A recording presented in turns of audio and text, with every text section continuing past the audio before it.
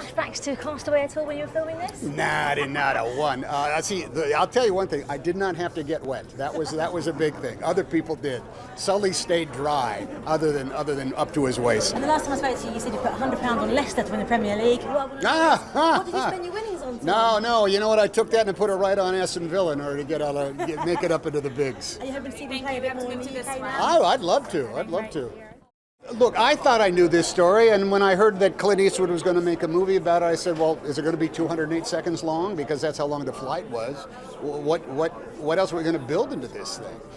Then Todd Komarnicki's screenplay, it was Act 2 and Act 3 that I did not know. And nonfiction entertainment is tricky because by and large, anybody with access to Google can figure out what really happened in your story ripped right out of the history books or today's headlines, and they can find out the end of the plot.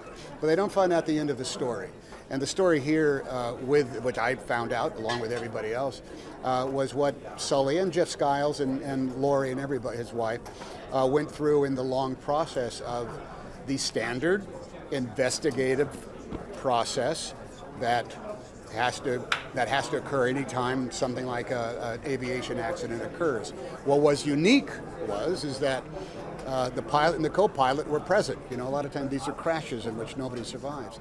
And because they were there, they had to answer a lot of questions from the sublime to the ridiculous about, explain to us again how this $150 million airplane landed in the water. Explain how we lost that again.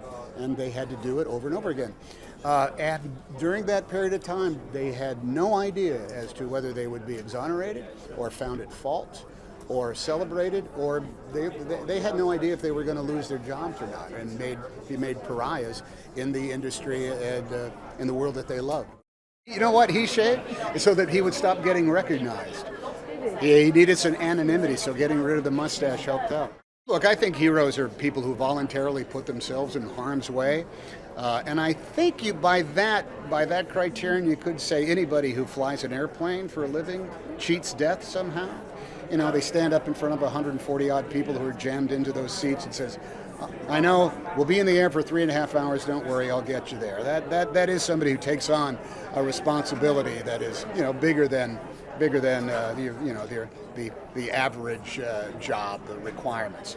That he was able to utilize that instinct and expertise that came from really just the 40 years of experience that is, for which there is no substitute for. I think it's extraordinary. And it's not just the act, but it's also the cost. It's also what he went through, afterwards. And that is something that I think I think any human being can react to it. Your average human being wouldn't know what to do in the cockpit of a plane. I'll take care of that, and that's the fun stuff. That's really cool. But everything else that comes along after that, I think, to your audience members says, well, I wonder what I would do if I was in those same circumstances. And that's what gets me going as an actor.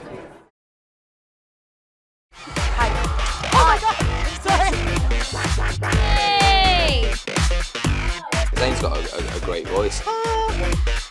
I'll just leave it at that. I've wanted to meet you. We haven't met each other yet. Got some lipstick on your teeth.